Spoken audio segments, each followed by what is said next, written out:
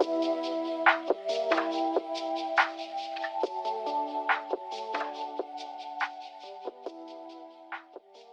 guys, welcome back to the channel.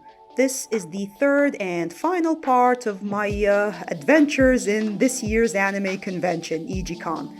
And my prophecy has come true. I told you all this would happen. I get super distracted and forget to actually video stuff happening. I want to say I have my excuse since I'm stuck in my art booth all day, but no, it's not an excuse because I could have taken a break and went around to chronicle everything for this video.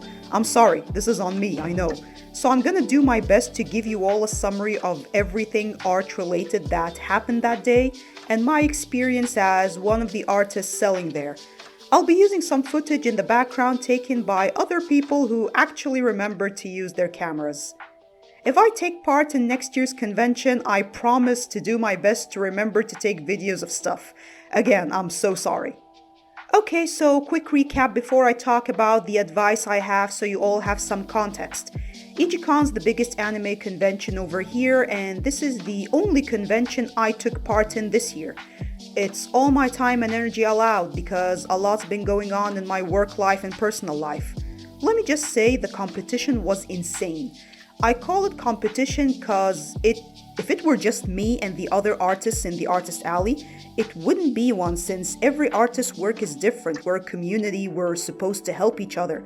No, the reason I call it competition is because there were over 30 anime stores in attendance this year. This has never happened in the history of EgyCon before. While some stores are awesome and sell some pretty sweet merch and figurines, there are the stores that admittedly kinda annoy you. Cause you know the work they're selling is not official merch or even their own fan art. And they most likely didn't pay the original fan artist to print and sell that work. So you're competing against people who can afford to print in bulk and thus sell at cheaper rates and don't need to create their own art from scratch. I mean, sure, there is some graphic design and cleaning up involved before the printing process, but it's not their art for the most part. Like last year, the two things that sold the most at my table were stickers and sketchbooks. But at the end of the day, I only ended up covering about 55% of my cost this year, so obviously no profit. I love taking part in the convention regardless to enjoy all the anime-themed events, but also I try, especially since I'm losing money, to at least come out of this event with a good marketing outcome and hopefully more followers on my social media who would be interested in my future work. Sadly, I didn't even attain that. My social media following has been stagnant for a long time and remains so even after the event. Of course, part of that is on me since I'm not worshipping Instagram's algorithm enough. Social media algorithms change all the time, and generally speaking, Instagram prioritizes people who post every day and create a lot of video reels, which I realistically cannot do with any level of quality. I can see photographers, videographers, and other creatives being able to pump out content every single day because of the nature of their craft itself. It allows them to create huge bodies of work in a relatively short time. But as an illustrator and designer, things don't quite work that way. A single piece takes its time if you want to produce something good. So anyway, this convention was a way to market myself a bit and encourage people to check out my work online, but that has not been a success so far. Also, the way the venue's organized and with how crowded things get, I can't really properly organize and create my own events at the convention where I can do something like a contest, for example, and give away products. I'm an optimistic person, but I have to admit it is disappointing. You prepare for weeks and weeks before the event, and in the end, you don't even break even. If you've struggled with this, please tell me in a comment how you tried to deal with it and any good advice you might have. Here's the thing, the organizers of the convention tried to help us artists by creating a sort of treasure hunt challenge for the attendees where they give them vouchers and encourage them to exchange them for free stickers and postcards and stuff at the artist alley. But the vast majority of people do not use them. They either think it's too much work or they don't quite understand how the rules of the hunt work and they just can't be bothered. I've spoken to one of my artist friends who visited a different convention, one for comics, and she encouraged me to try and participate in that one next year. Because according to her, the environment isn't only much more artist friendly, but the visitors are also people who hugely appreciate the artist's effort and the artist alley. Not only that, the age range typically starts from the 20s upwards, so people visiting have more focus on what they want to see, and they're more willing to network with the artists and buy their comics and their artwork. Whereas in EgyCon, the majority of the visitors are young kids who don't work and are very tight on budget. In many cases, they can't actually afford to buy merch. They can just about pay for the event ticket and maybe get something to eat during the day there. That's it. So you have a big attendance rate, but a very low percentage of buyers because of the brutal competition in terms of price and product variation provided by the anime stores and the very young age of the attendees. All in all, if there's specific advice I'd like you to walk away with if you plan on selling at a convention soon, it would be these 10 tips. First tip is the table layout. Your table at the convention is probably too tiny for you to show off everything you have, so you gotta be strategic about what to place and how to place it. It goes without saying, don't pile things on top of each other, like don't just pile all your A4 posters together and hope people are gonna sift through them. That's not gonna happen, especially if the venue is super crowded. You got only a few seconds to capture people's attention, so you have to plan as to how you intend to display your work. And try to make the most popular and the most niche interests in plain sight. The vast majority of people will only look at the art on the surface, they're not gonna sift through stuff. So you have to be smart about what should be placed on top and diversify. So consider swiping products and artwork occasionally to keep the table fresh. If you're selling small paper items such as stickers, absolutely consider investing in partition boxes so stuff doesn't keep falling off the table. And if you'll be selling keychains or necklaces, consider getting an accessory stand. These things make it so much easier for people to look at everything, and since they're vertical, it saves you space on your table to show other stuff. The second tip is table location. In some cases, you don't actually get to choose your own table, but if the convention organizers do allow it on a first-come, first-served basis, absolutely take advantage of that. Arrive as early as you can and do your best to take the table that not only gives you visibility and a lot of passerbys, but also try to choose a table next to a pole or a wall. That way you can take advantage of that extra free space and hang your posters and cards since there isn't enough space on the table itself. The third tip is to do some research before the event. I'm not telling you to prepare for a thesis, but at least try to get some info on the general demographic of the people attending the event. Things like the average age range give you a good indicator of what products could sell better than others and gives you some point of reference to price your products appropriately. Also try to research what the trending animes and manga of that year are.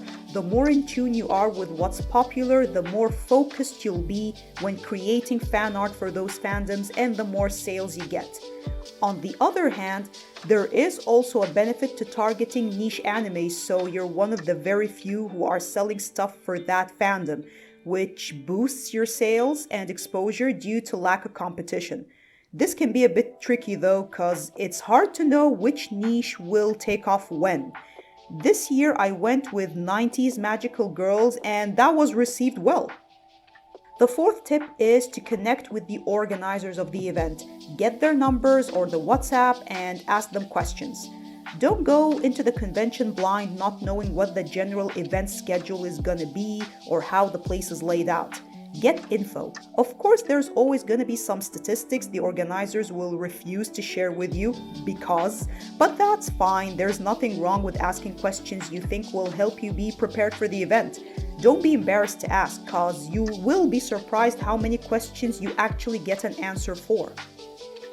The fifth tip is to keep your prints low. Unless you're a super popular artist and people actively look for you at conventions, do not print a lot. You don't want to go home with lots of leftover products with no space to store them. It can be pretty hard to know how much is enough though, cause that'll depend on many factors only you can know based on your own circumstances. But I'll give a small example from my own experience just for context. So I know that the general expected number of visitors to EgyCon is usually around 3,000. I also made an assumption that since the venue changed to a farther out place this year, the attendance is gonna be lower. And at the same time, I know that literally everyone and their mom sells keychains for every fandom under the sun. So it doesn't make sense for me to print a lot of them. For reference, I only printed 18 keychains, and guess how many I sold? Only 5. So, the 6th tip is to diversify your prices. This is super important. Always have things on your table that are light and cheap, such as stickers. Have a plan for the ranges of prices you offer. Things like books, zines, sketchbooks, and t-shirts will normally be a bit on the higher end price-wise. While as stickers, bookmarks, and postcards can be printed really cheap if you plan it with your printing service provider. And then you can have the mid-range products such as accessories, keychains, and smartphone covers. The 7th tip is contestable, but my own personal advice to you is to not print a lot of posters. The market for that is not as good as you think.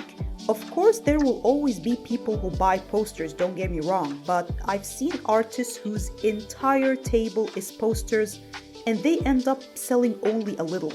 People, myself included, yourself included, tend to buy stuff that can be easily used in their daily life. People will generally be more inclined to buy their favorite character on a keychain or a mug or a notebook.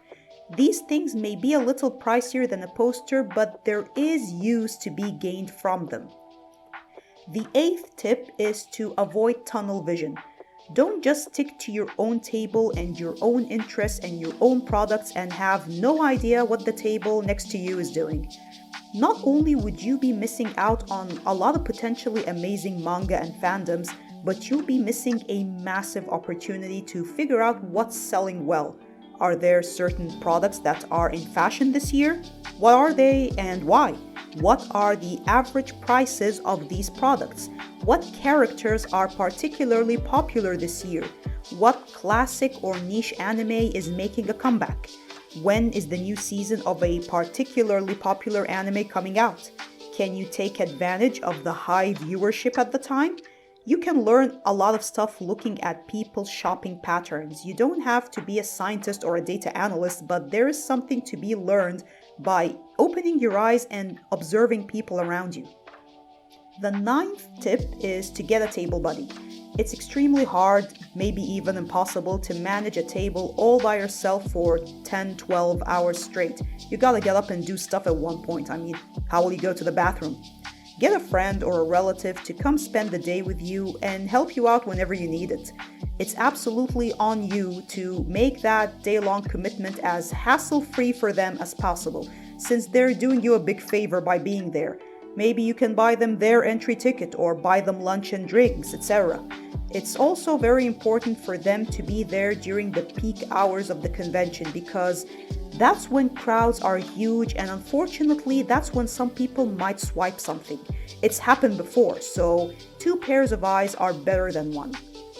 The 10th and final tip is the most common sense one, but it has to be stated regardless. The quality of your work, the appeal of your art, and the crispness of your prints will go a long way. Improving your artwork is a lifelong endeavor. It's a journey, not a destination. And as your art improves, more people will become interested and you'll have more sales. And when you're looking for printing services, sometimes you'll have to waste time, money, and sanity working with not so good businesses until you find the one that's just right for you, that provides the kind of look and quality you're looking for. The truth of the matter is, great service will always mean more expensive. That's just the way it is. Always try to negotiate with the printing services for better prices until hopefully you have your own printers one day. And that's all I have for you today, guys. Thanks a lot for tuning in. I'm gonna try my best to maintain the 1 video upload every 3 weeks rule going into 2022. this is gonna be the last video of 2021. So far, I broke the rule like 3 times this year, but I think that's acceptable. There's a lot I want to do with this channel, but it needs time. 2021's nearly over, believe it or not, and it's my goal to reach 100 subscribers before 2022 starts. So please hit on this video, like, and subscribe if you haven't yet. It would mean so much to me, and until next time. So go relax and take a nap or something. Take care.